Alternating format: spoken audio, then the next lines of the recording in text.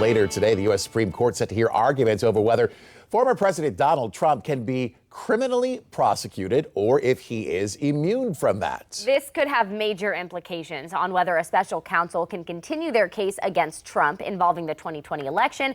But that's not all. It also impacts this year's presidential race. There's so many moving parts to this, and I'm sure you're probably having fatigue hearing about all these cases. So we'll boil it down for you. Skylar Henry outside the court this morning in Washington with what to really expect.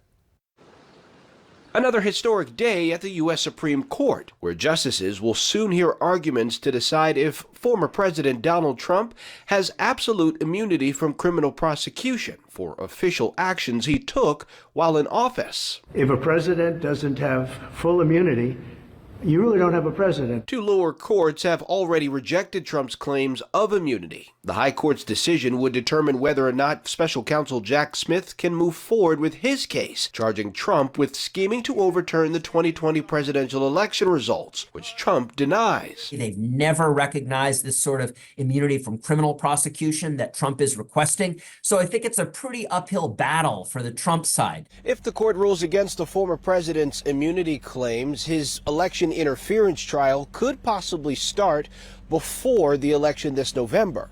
Though the court could also decide to send the case back to the lower courts. Legal experts say that would also add even more delays to the proceedings. The Supreme Court understands that time is of the essence here and that all sides and the public all want a prompt decision, whatever that may be. The Supreme Court's decision is expected to come by early July. Skylar Henry, CBS News, Washington.